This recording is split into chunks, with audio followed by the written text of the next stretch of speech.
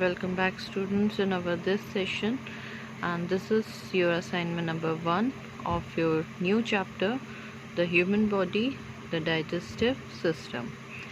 So before I start with the new chapter, I wanted to share a few new words with you all. First is holozoic nutrition, the kind of nutrition in which an organism fed on solid food and utilize it. Now, this holozoic nutrition is a kind of nutrition in which the organism first eat the solid food, and then utilize that food for the work. So that kind of nutrition is known as holozoic nutrition. Now, the second one is assimilation. The absorbed food is taken by body cells and used for energy, growth, and repair. Now, the process of assimilation is, in this, the absorbed food is taken by the body cells, and that absorbed food is used for the energy, for the growth, and for the repair of the body cells. Now, the third one is ptyalin. Now, as the spelling start from P, but P is silent, so we pronounce it as ptyalin. Now, this enzyme is present in saliva, and it helps in the digestion of starch to maltose. It converts the starch into maltose. Then fourth one is peristalsis.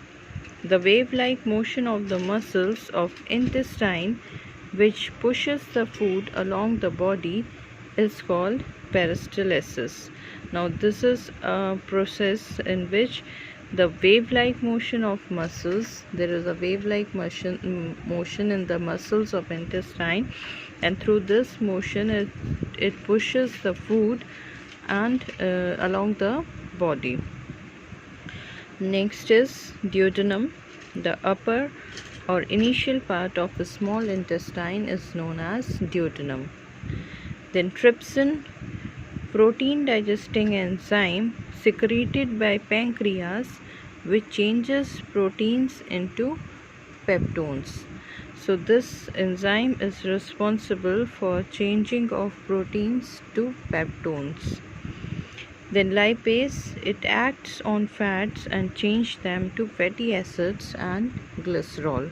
This lipase is responsible for the changing of fatty acids into glycerol. Then lymph, it is a tissue fluid flowing in lymphatic ducts, which help in the transportation of the digested fat. So this is a tissue fluid, and it is present in the ducts, and it helps in the transportation of the digested fat through the body. Now we start with the chapter.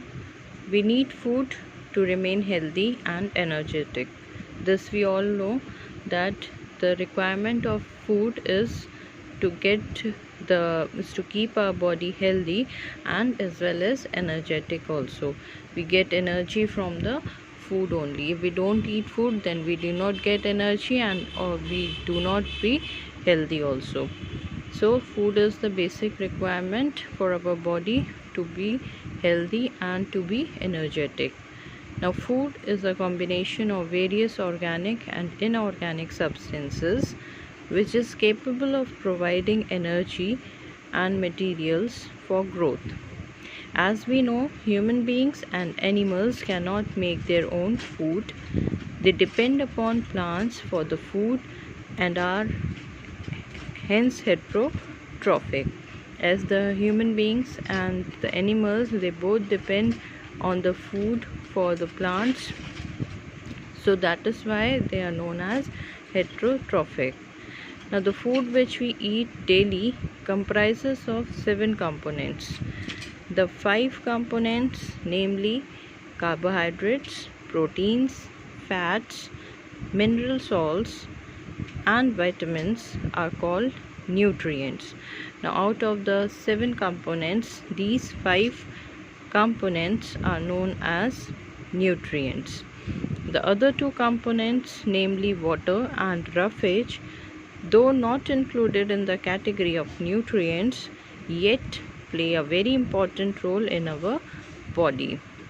When the animals fed on solid food, then the type of nutrition is called holozoic nutrition.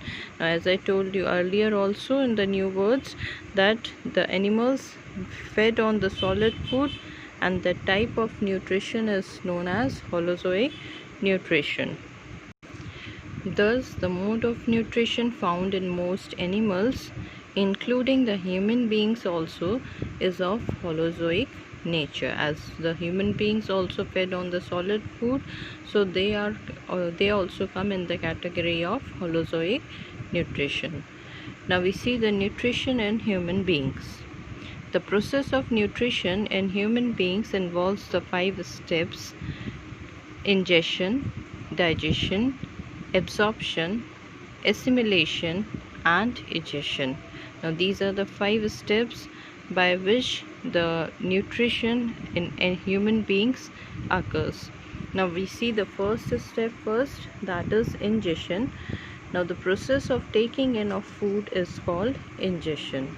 Now that process by which the human beings take the food inside, that process is known as ingestion. Second is digestion, the process in which the food containing large insoluble molecules is broken down into small water-soluble molecules, or when complex food is changed into simple absorbed form by the action of various enzymes, is called digestion. In simple way, we can say that the process of breaking down of food into simpler substance with the help of certain enzymes is known as digestion. This process is known as digestion. Now there are special organs which bring about the digestion of food. Now the third step is absorption. The absorbed food, when passes through the intestinal wall and further into the bloodstream, then this step is called absorption. So the absorbed food is when passes through our intestinal wall and through our bloodstream, that process is known as absorption. Now the fourth step is assimilation.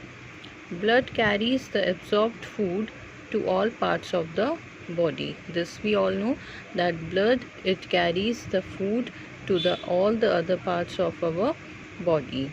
So the process in which the absorbed food is taken by the body cells and is used for energy, for growth and repair is called assimilation. So this process is of repairing the body parts, of giving the energy and playing a great role in the growth of the body. This process is known as assimilation. Now a part of the absorbed food is stored for future use also. Now the fifth step is egestion. It is the process in which the undigested food, which is of no use, is eliminated out from the body. So this process of eliminating out the waste food material from our body is known as egestion. Now we come to the next topic of this chapter, that is food in the mouth. Now mouth is an opening which leads into a cavity called the mouth cavity. It has 2 prominent structures, teeth and tongue. Now the teeth help people to speak clearly and give shape to the face. Now this is the function of teeth, that it helps the people to speak and to give the shape to the face. Now their main function is chewing of food. Now teeth are hard bone like structures.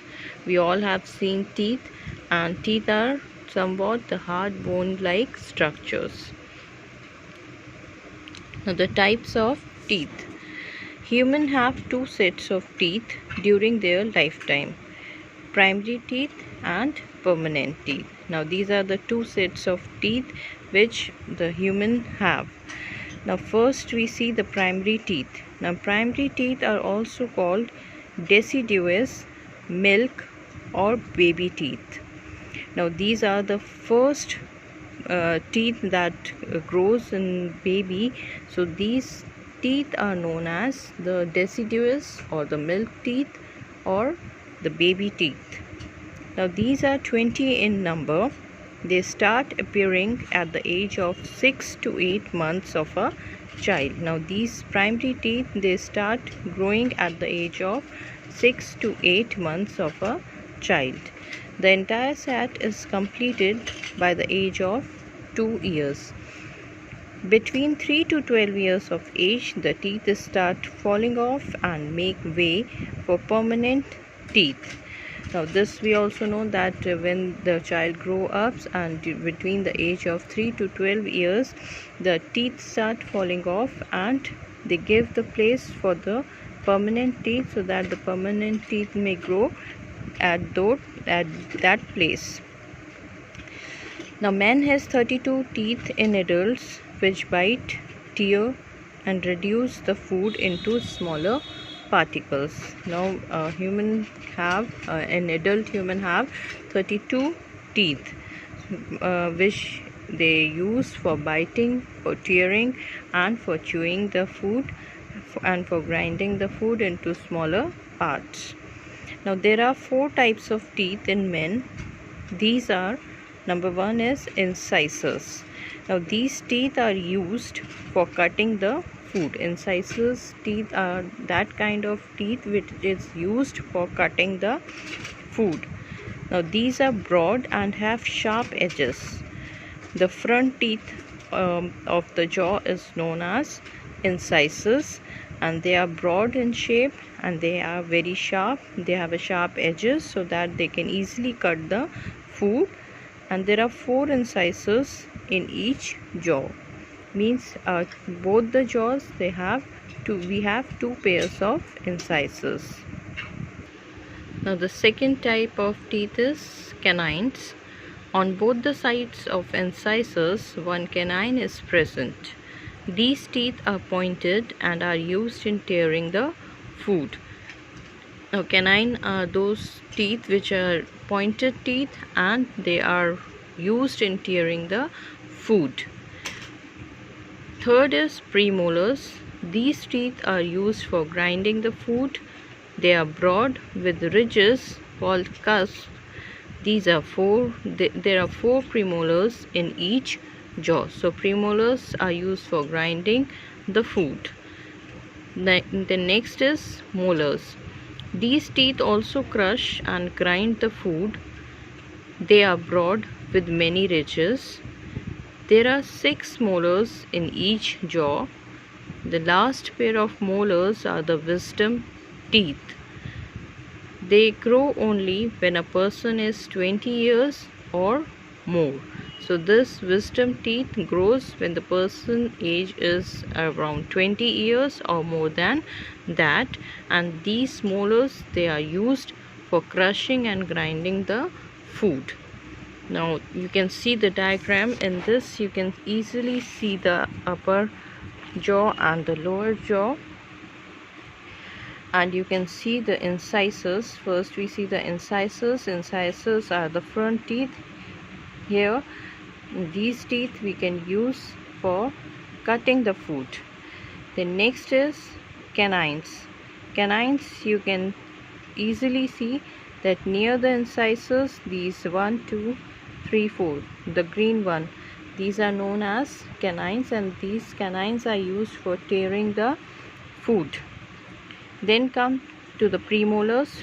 This orange one are known as premolars, and these are used for grinding the food. Then the next one is molars. Now the molars are also known as wisdom teeth, and they are responsible for crushing and grinding the food, and they have many ridges also. Now these molars, they are of 3 types: first molars, second molars, and the wisdom teeth. In the diagram you can see the first molars. Here you can see this green one, they are the first molars. Then the second molars, the purple one, and the wisdom teeth, the last one. These are the wisdom teeth that grows at the age of 20 or more than 20 years of age.